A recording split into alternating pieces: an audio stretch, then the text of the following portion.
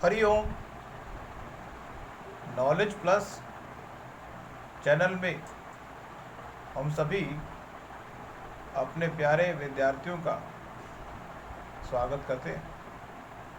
आज Hariom astrology class number 317 class है। इस क्लास के अंदर एक कंसेप्ट को थोड़े कंपाइल तरीके से बताने का प्रयास कर रहे हैं कि एस्ट्रोलॉजी सीखने का, सिखाने का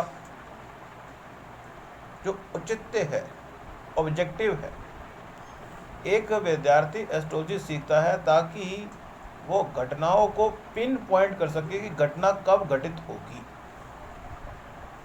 मीन्स हम एस्ट्रोलॉजी के माध्यम से अपने भाग्य के इन्वायरमेंट को चेक कर सकते हैं कि एस्ट्रोलॉजी में कुंडली के हिसाब से कौन सी घटना कब घटित हो सकती है, तो कौन सी घटना घटित होगी।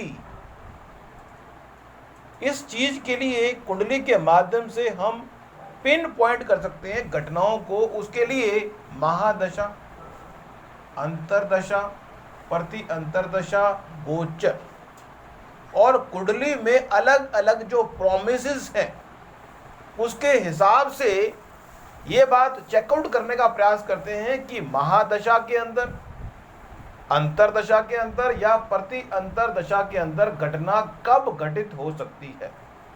या तो हम प्लेनेट के ऊपर फोकस करें या प्लेनेट के हिसाब से जो अंदर बैठे हुए नक्षत्र और सब लॉर्ड हैं उनको देख लें, या हम गोचर पे ध्यान दे लें। हम किस फॉर्मूले को अपनाएंगे ये चीज उसी तरह से है। हम किस फॉर्मूले को अपनाएंगे ये चीज उसी तरह से जैसे किसी व्यक्ति को जुकाम हो और जुकाम की दवाई लेने के डॉक्टर के पास जाए। अंबाला सिटी का डॉक्टर अलग दवाई देगा, अंबाला कैंट का अलग देगा, सोनीपत का डॉक्टर अलग दवाई देगा, कानपुर का डॉक्टर अलग दवाई देगा। लेकिन दवाई देने का जो ऑब्जेक्टिव है बुखार को ठीक करना। सेम उसी तरह से भी एस्ट्रोलॉजी में जब घटनाओं को पिन पॉइंट करने की बात आती है तो प्राच्यन एस्ट्रोलॉजी अलग सा रोल अदा करती है, वैदिक एस्ट्रोलॉजी अलग रोल अदा करती है, जेमिनी एस्ट्रोलॉजी अलग रोल अदा करती है। There are so many methods to pinpoint event. लेकिन फिर भी वैदिक एस्ट्रोलॉजी में घटनाओं को पिन पॉइंट करना आसान नहीं।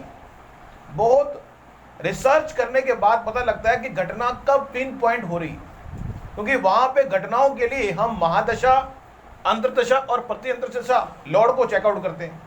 लेकिन जब केपी एस्ट्रोलॉजी की बात करते हैं, नाड़ी एस्ट्रोलॉजी की बात करते हैं, तो घटनाओं को पिन पॉइंट करने के लिए हम कॉम्बिनेशन को देखते हैं। उसके बारे में भी हम आपसे बात कर रहे थे। कॉम्बिनेशन के हिसाब से मीन्स हम विकल्पों के हिसाब से हम देखते हैं कि एक प्लेनेट जो है वो कि उसकी जो रिस्पॉन्सिबिलिटी है उसको किस किस डिपार्टमेंट की रिस्पॉन्सिबिलिटी मिली हुई है और वो करंट में कहाँ बैठा हुआ है। मीन्स एक प्लेनेट का किसी भाव में बैठना एक महत्वपूर्ण रोल अदा करता है। उसका जो प्रभाव है, नॉर्मली कहते हैं कि कुंडली में प्लेनेट जहां बैठा हुआ है वहां पे उसका अधिकतम प्रभाव है, क्योंकि वहां पे वो आपकी कुंडली में बैठ चुका है। गोचर का प्लेनेट अलग है और महादशा का प्लेनेट अलग है।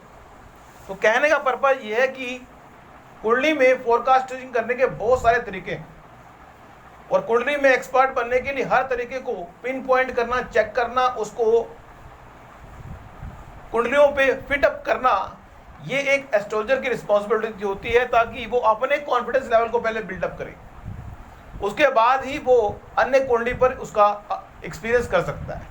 लेकिन आज के टाइम में बहुत सारी कुंडलियों पर विश्लेषण करने की तुलना में हम अपनी कुंडली पर ही उसका अगर विश्लेषण कर लें तो सबसे टॉप मोस्ट कुंडली जिसके बारे में सबसे ज़्यादा हम जानते हैं, हमको पता है कि कौन सी घटना कब घटित हुई, हम घटनाओं को पिन पॉइंट कर सकते हैं। फिर भी घटनाओं को पिन पॉइंट करने के लिए, दिनों में घटनाओं को पिन पॉइंट करने के लिए हमारे पास चंद्रमा है। साल के हिसाब से घटनाओं को पिन पॉइंट करने के लिए हमारे पास गुरु है।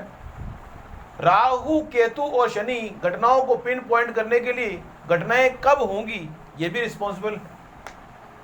बुध की अगर बात कर लें, शुक्र की अगर बात करें या लग्नेश, तो इतना कॉम्प्लेक्स एस्ट्रोलॉजी का कंसेप्ट है, लेकिन इतना आसान भी है।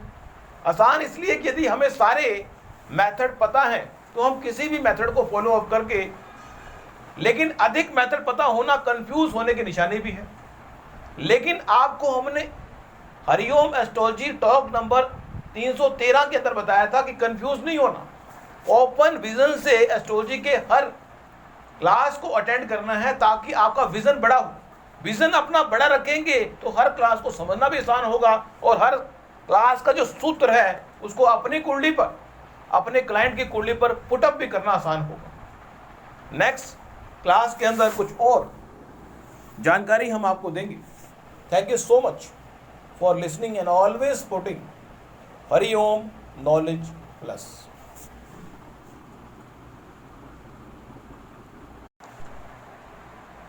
हरिओम नॉलेज प्लस चैनल में हम सभी अपने प्यारे विद्यार्थियों का स्वागत करते हैं। आज हरिओम